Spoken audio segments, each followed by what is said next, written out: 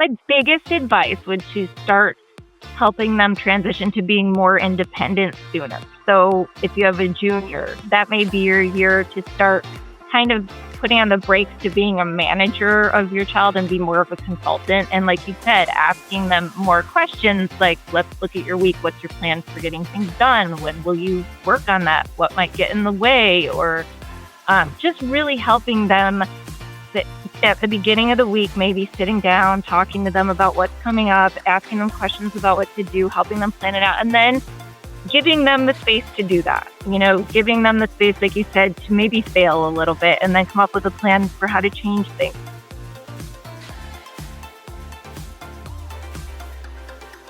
Hello, and welcome to the Positively Healthy Mom podcast. I'm your host, Laura Ollinger, teen and young adult wellbeing coach and founder of Positively Healthy Coaching.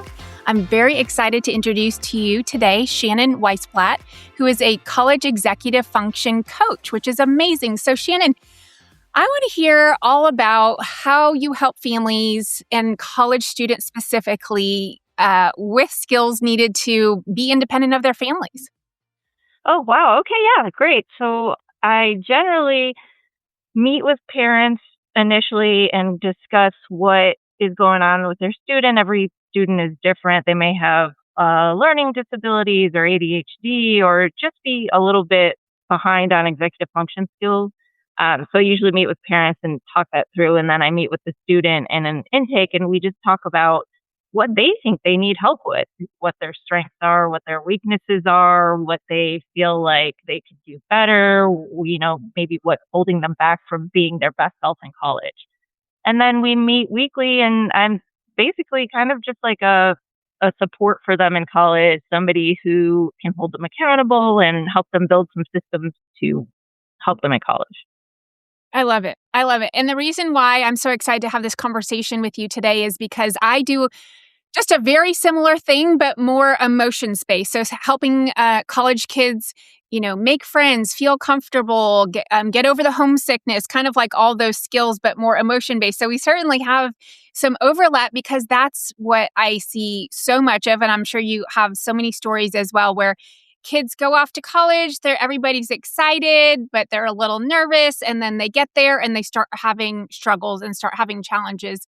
And honestly, I could have used you back when I was a freshman in college because I was not prepared. I mean, I was very prepared, I feel, emotionally, but in the kind of organization and like study skills, I never learned that. No one taught me that. I went, through a great school system, but somehow that just was not on a curriculum ever at that point in time. Maybe it's part of some curriculum at this point. I do know that at our high school where our kids go, there is the kind of CAVS 101 and 201 that kind of offers some of those skills. Yeah. You get to college, you get this full course load of classes. You have no idea how to manage your time, how much to prep in advance, how to calendar. So where would you start with, say, your typical client and kind of walk us through that process? So the typical client, I think initially in the beginning, I look at kind of what their systems are, what they're using. I will ask them, what do you need help with? What's not working right now? And they may tell me, and then I will say, oh, okay, so you're having trouble starting. So procrastination is an issue. You're also having trouble keeping track of due dates. So having a calendar is important. You're having trouble in the class itself, but you haven't communicated with your professor. So you might need to go to office hours. So a typical student, we usually will kind of go over what their upcoming assignments are in a portal and make a calendar and a to-do list and come up with a plan for it. Or if they're having procrastination issues, just, start for 5 minutes, work on it for 5 minutes. And typically once they get started, they're able to keep going and it's not as hard as they thought. Or looking at a prompt for a paper that they're worried about and we read it together and brainstorm ideas. And then they think, oh, I can do that. It's not as hard as I thought it was. So there are a lot of different things. It all depends on the student and what they say they need help with. Okay. So it's super customizable, which I love it because as we all know, again, not everybody's the same. We all have different struggles and different things that kind of are roadblocks that hold us up. So I know you have a background in teaching. So tell us how that comes into play with this. Yes, so I was a public school teacher, a special ed teacher for a long time, and so I have a lot of experience with different types of learning styles, learning differences, ADHD, autism. So I feel like I really kind of got this great mix of experience with different kids and what works for them and what doesn't. So it's really nice to fall back on the teaching experiences with each student because I feel like I have these special tools that I know what works for certain things, so somebody with ADHD, just knowing, you might need to put your phone in the kitchen and close the door and take breaks every 30 minutes when you're working. So that's part of it. And I think just loving working with kids. I Mhm. love the rapport that we get to build one on one. I love meeting with them each week. It's really my passion to meet with kids and build a rapport with them and see them succeed. I mean, it's just so amazing to see somebody who is struggling and then you take them to where they're like, wow, I can do this. I have A's now. I have B's. I'm not a bad student. I just needed help with the system to get myself to where I want to be. Mhm. Mhm. Absolutely. So I'm dying to know, since you have two high schoolers and your mom, like, does your job and your mom job overlap? Like, are you helping your kids with these, or do you kind of take a different role and take a step back and let them figure it out? Like, how is it at home? That's so funny, Laura, that you asked that because parents will talk to me all the time and they'll say, I asked my kid to do this. I tell them what they need to do and they just won't listen to me. But for some reason, they listen to you. And how do you do it? And sometimes I say, I think it's just not being the parent is Yes. what Yeah. helps. So for me, I try. People think my kids are going to be great at all these things because this is what I do for a living. But my kids are the same as most others. They won't listen to me. They don't want to hear it from me. Right, right. Yes, I'm so glad you said that. That's such a great answer because it's so true, and that's why I have a job too. Because oftentimes I might be saying with you, I might be saying the exact same thing that a mom is saying, but because it's coming from me, I always say, "Hey, I'm a neutral third party. I'm just here to support you," right? Like Yeah, and so kind of just it comes off differently. Like they feel it differently, and so, yeah, that's so funny that, you have to, put I always say I'm taking off my coaching hat and just putting on my mom hat today because now I just have to be mom. Once, I'm done with clients, I just have to kind of shift gears. And there are just so many times, and I'm sure you're the same, where I just, observe. And it's not that I'm biting my tongue so much because it's not like I'm dying to say something, but like I think, oh, this could help them, or maybe I should suggest this. But I'm like, no, they didn't ask, right? I'm like huge on helping parents not give unsolicited advice. So therefore, I have to, walk the walk and kind of do the same. So are there ever times when you are dying to say something, but you do have to kind of step back or bite your tongue? absolutely. And unfortunately, I'm usually dying to say something and I'll say it and I know I shouldn't. But yes, there's absolutely times then where I do need to not say something because, as you said, sometimes they just need to figure it out themselves. And that's the big Right. thing too is letting, like, as you probably know as a coach and for me telling parents this is the most important thing you have to do for your kids is let them figure things out on their own sometimes, natural consequences. Right, right. It's so true because yeah, if it's like if you do everything for them or remind them of everything, then they're not creating those neural connections in their brain, and then they go off and then they really need somebody like you, right? If because they've never had to even try to think for themselves, and so then they really I always say it's kind of like outsourcing your prefrontal cortex where we know their brains are not fully developed, and so it's kind of a mom's job to help with that, but at the same time we don't want to completely take over. It's kind of like finding that balance, and it's tricky to find that balance. So you agree? Yeah, it is. I agree. It is a balance and you have to find it. But I do see so many students who go out to college and I think the big problem is the parents have done everything for them along the way. And there's Yeah. a transition period where, like you said, you're a mom and you have to help them. But at some point, we also have to say, okay, I'm going to help you at the beginning of the week, tell you all the stuff, and then you're on your own for the week. Right, right. And I think it's so important. the way we frame it, because I was working with a family recently where the daughter was in college, and the exact scenario that we're describing, where all of, her whole life, the mom had been always reminding her everything. She went off to college. The mom was still reminding her of everything, and it was driving the daughter crazy. And so that's when I said, okay, would you be okay if we had your mom hop on the call today? And a lot of times I do like a joint session. And so the mom said, okay, I totally get it. I need to step back. I need to not do this. And she said, so if she forgets something, she's just, and I can't remember how she said it, but it was kind of like a slurry of bad words, kind of like she's screwed or something, but it was much worse than that. And I said, well, it's important that we don't frame it that way, right? If she does forget something, if it does fall through the cracks, what a beautiful learning opportunity for her. Yes. What a wonderful moment that she can then feel herself. Yeah, she's not going to feel good about it, but we don't need to label it as something negative, because that's just like putting lemon juice in the cut, right? Like, it's just making it so much worse. So what are some ways that you can help parents kind of reframe the idea that they do need to have those natural consequences and that it's okay? Oh, that's such a good question. To help a parent understand that students should have natural consequences? Yeah. Mm-hmm. Well, I would maybe say something like, well, let's see, we've reminded so and so that their homework is due on Friday.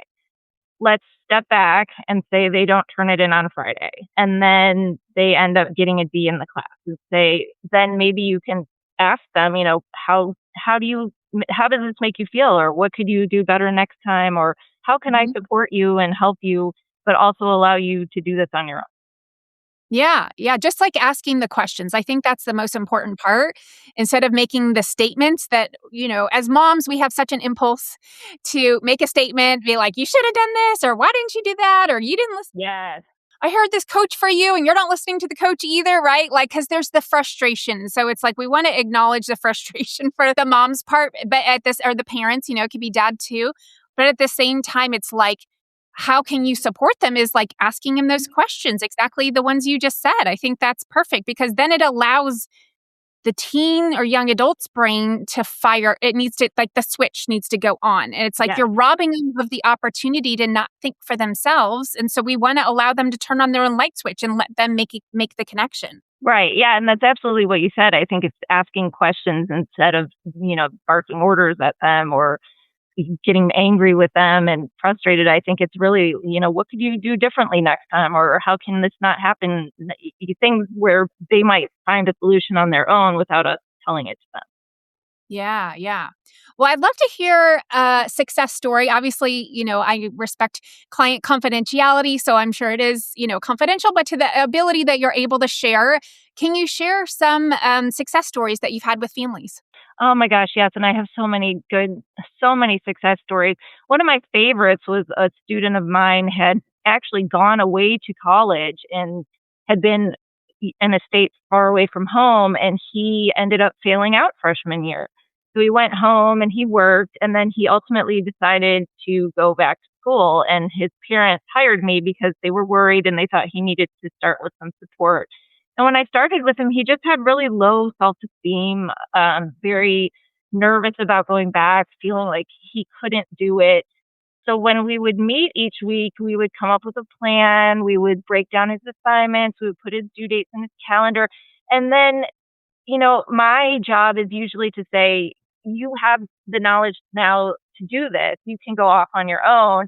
And he did. And he finally, after a year, he was on the dean's list. He was getting straight A's. And he said, I can do this. I feel like I can be successful. And then he wrote me on his graduation and sent me a picture when he finally ended up graduating on the dean's list. And it's just so amazing. I mean, to see a kid come in with such low self-esteem and then find out that he can be a straight A student and graduate and go on to grad school. Yes. Oh, that is bringing tears to my eyes. That's so beautiful. I love that. Hi, everyone. Just a quick pause before we get back to the episode. I'm so glad you're here. A lot of you know me as someone who helps teens feel more confident and less overwhelmed. But I also support parents who are trying to navigate all this with more calm, clarity, and connection. My work includes teen and young adult coaching, parent coaching and support for the parent-teen relationship. So whether your teen is dealing with anxiety, self-doubt, or pressure, or you're trying to communicate better at home, I'm here for that.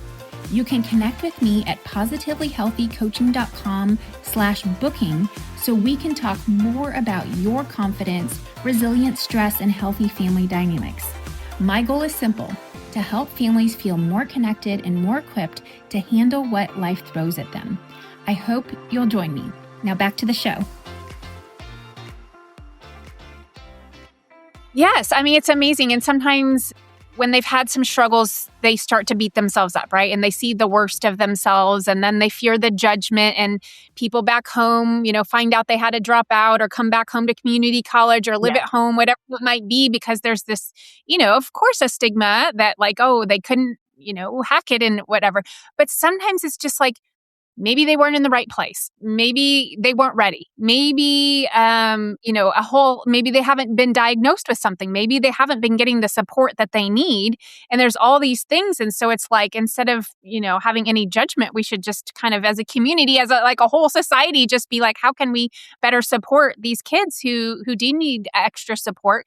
Because it's not easy, right? Even the most prepared, think about it, like the most organized, the most prepared, right? Like college is a big jump for anyone who's even like has every skill, every advantage, everything, because it's like everything is different, right? The whole world flips on its head, where you're now taking care of yourself, living separately from your family. You don't have the emotional support. You have all new environment, all new classes, all new expectations. And so it can be a lot really for anyone. What would be some advice for the moms that are listening today as far as how to know when to step in to hire a professional like yourself? So it's interesting. There are different reasons people hire me. So some parents will hire me before their student has even been to college, saying that, she has ADHD or he has ADHD, and I feel like they really need a coach. But most often I find that I get students who have gone off to school, like you just said, who have a really tough first semester. Maybe they're on probation now, or they failed multiple classes, or they came home after Christmas break and they said, it's been terrible, I just haven't told you. And then the parents are thinking, oh my gosh, how did this happen? And how do we dig ourselves out of this hole?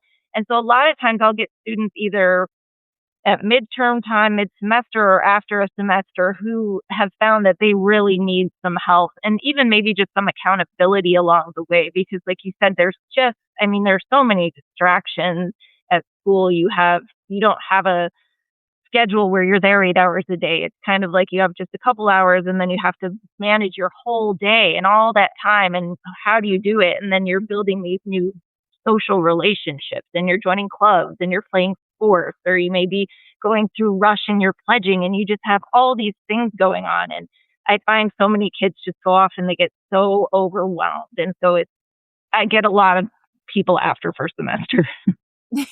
Yeah. Yeah. So saying it's like, how accountants have tax season and you have kind of like that second semester kind of rush. I'm sure I have a similar kind of cyclical cycle in my business too, where it's kind of like the back to school freak out.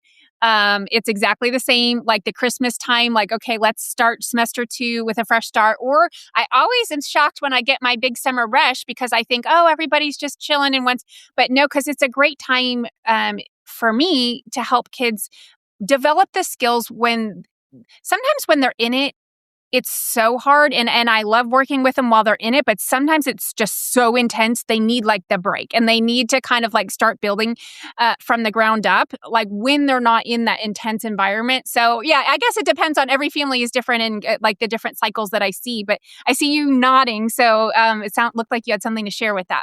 Oh, I just really like what you're saying about the summer. You're right. It's a more relaxed time, and there isn't so much going on. So it really is a good time to connect with what you're doing. It sounds like that'd be a great time to connect with teenagers.